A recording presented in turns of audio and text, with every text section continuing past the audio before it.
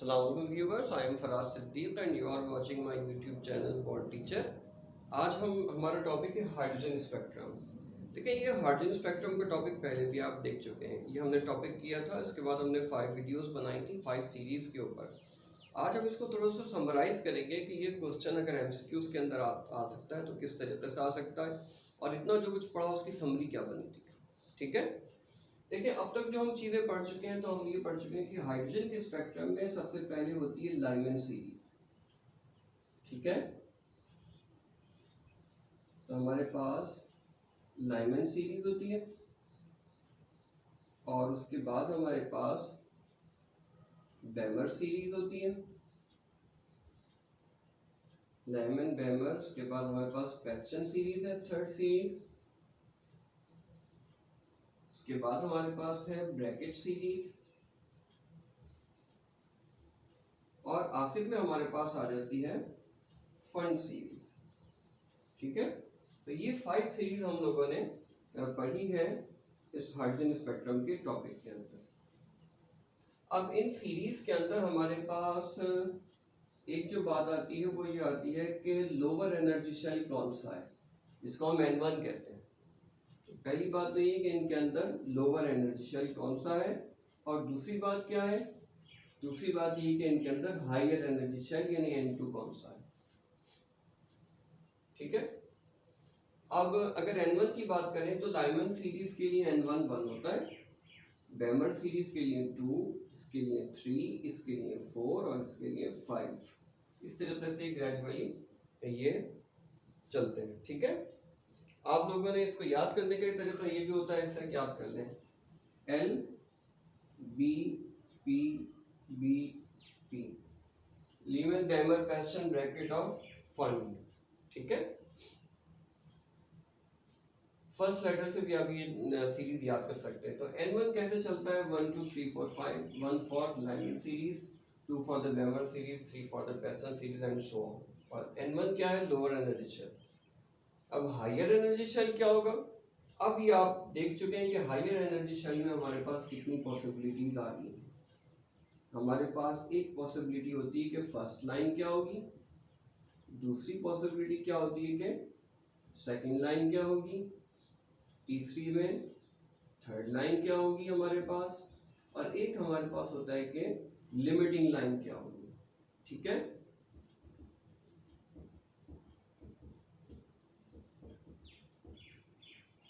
अब जो इनमें सबसे आसान बात है वो क्या है कि value of N2 for the limiting line. Limiting line के लिए N2 की वैल्यू हमेशा इंफिनिटी होती है, ये कॉमन है। यानी if electron is falling from infinity to the lower shell, वो क्या कहलाएगी, लिमिटिंग लाइन।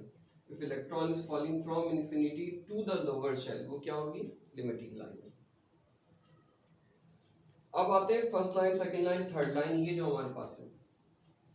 लाइमन सीरीज के अंदर इलेक्ट्रॉन फर्स्ट में फॉल करता है, कहां से, second, third, fourth and so on. Beamer series के अंदर इलेक्ट्रॉन सेकंड में फॉल करेगा, कहां से, third, fourth, fifth and so on. यहां इलेक्ट्रॉन पेस्टन में इलेक्ट्रॉन थर्ड में फॉल करेगा, कहां से, fourth, fifth, sixth and so on. Bracket में इलेक्ट्रॉन फॉल करेगा फोर्थ शेल में, कहां से, फिफ्थ से आएगा, सिक्स से आएगा एंड सो ऑन। फंड में इलेक्ट्रॉन फिफ्थ में फॉल करेगा, कहां से, सिक्स से आएगा या सेवन से आएगा। इस तरीके से हम N2 की वैल्यूज डिसाइड करते हैं। ठीक है, अब देखिएगा ये बड़े आसान से तरीका है जिसके हम जरिए N1 और N2 की वैल्यूज फाइंड आउट करते हैं।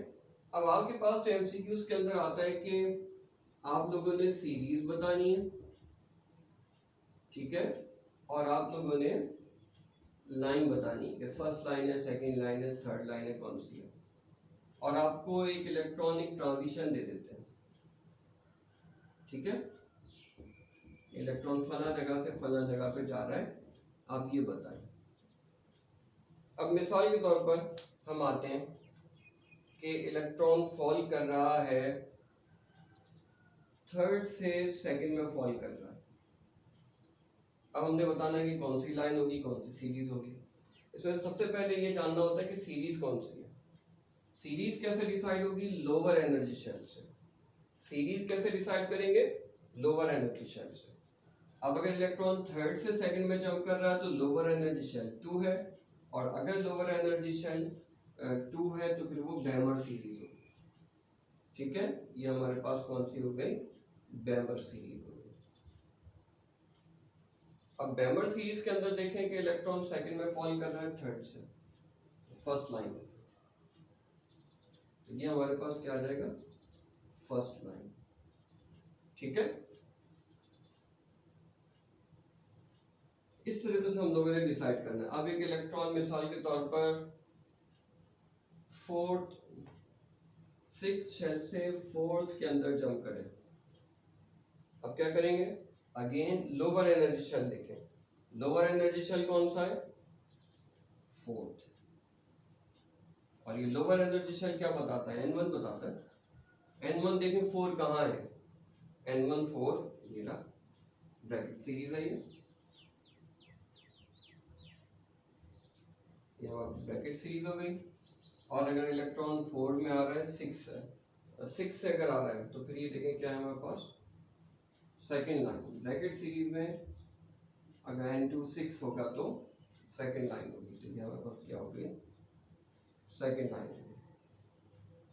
ठीक है, एक इस तरीके से भी आप सोच सकते हैं कि सेकंड से थर्ड से सेकंड में आ रहा है तो कंसेक्टिव नंबर होते हैं तो फर्स्ट लाइन होती है, और अगर एक का गैप हो तो सेकंड लाइन होती है। ठीक है, दोबारा सुन लें। अगर किसी इलेक्ट्रॉनिक ट्रांजिशन में नंबर कंसेक्टिव हो तो वो फर्स्ट लाइन होगी, जैसे 2 के बाद 3 आ गया, और अगर नंबर में एक नंबर का गैप हो तो वो सेकंड लाइन होगी। इस तरीके से भी आप याद रख सकते हैं। चलें और प्रैक्टिस करते हैं। अब अगर इलेक्ट्रॉन आ रहे हैं मिसाल के तौर पर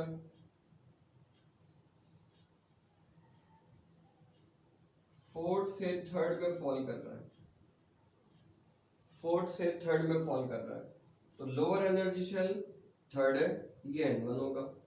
अब देखें N1 3 कहाँ होता है? N1 3 होता है जनाब पेस्टन सीरीज में। ये हमारे पास पेस्टन सीरीज होगी। लाइन कौन सी होगी? देखें ये दोनों नंबर कंसेक्टिव है तो ये फर्स्ट लाइन होगी। ठीक है,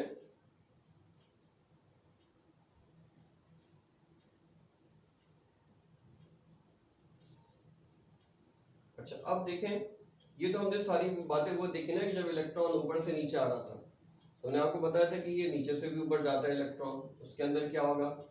मिसाल के तौर पर अगर इलेक्ट्रॉन जंप कर जाए थर्ड से सिक्स्थ में, अब क्या करेंगे? देखिए काम अब भी वही करना है जो पहले किया था। पहला स्टेप क्या है जी? लोअर एनर्जी शेल को ढूंढे। लोअर एनर्जी शेल कौन सा है? अगर थर्ड से सिक्स्थ में ऊपर जंप कर रहा है, लोअर एनर्जी शेल कौन सा है? लोअर एनर्जी शेल है 3, और लोअर एनर्जी शेल क्या होता है? N1। अब देखें N1 3 कहाँ है? N1 3 आ रहा है पेस्टन सीरीज के अंदर, तो ये हमारे पास पेस्टन सीरीज है। ठीक है, अब इन दोनों नंबरों में कितने नंबर्स का गैप आ रहा है?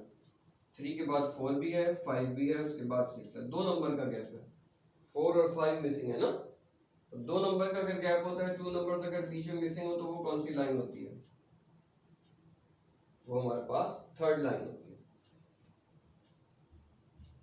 ठीक है, तो अगर इलेक्ट्रॉन के इन दो इलेक्ट्रॉनिक ट्रांजिशन में अगर एक कोई नंबर का गैप ना हो तो वो फर्स्ट लाइन होगी। अगर एक नंबर का गैप हो, जैसे 4 के बाद 5 का गैप, एक नंबर का गैप हो तो सेकंड लाइन होगी, और अगर 2 नंबर का गैप आ जाए तो वो थर्ड लाइन होगी। दोबारा गौर से सुन लें, अगर किसी इलेक्ट्रॉनिक ट्रांजिशन में जो नंबर आ रहे हैं वो कंसेक्टिव है, मिले हुए, तो फर्स्ट लाइन होगी। अगर बीच में एक नंबर का गैप आ गया तो सेकंड लाइन होगी, और अगर बीच में 2 नंबर का गैप आ रहा है तो थर्ड लाइन होगी। इस तरीके से आप बहुत आसानी के साथ देखें, इस तरीके से आपके पास एमसीक्यूज आते हैं कि आपको इलेक्ट्रॉनिक ट्रांजिशन दी जाती है और आपको बताना होता है कि ये कौन सी सीरीज से बिलोंग करेगा, कौन सी लाइन होगी। सीरीज का कैसे पता चलेगा? लोअर एनर्जी शेल से। लोअर एनर्जी शेल क्या होता है? N1। आई होप इसमें अल्लाह ने चाहा तो आपके लिए MCQs करना आसान होंगे। So keep watching my YouTube channel bond teacher, और अपने फ्रेंड्स को भी ये सजेस्ट करें, उनमें शेयर करें, और ख़ुद भी आप इसको सब्सक्राइब करें, उसका बेल नोटिफिकेशन प्रेस करें, ताकि आपकी बहुत अच्छी एग्जाम्स की तैयारी हो सके। दैट्स ऑल फॉर टुडे, इंशाल्लाह meet you in next video. अस्सलाम वालेकुम।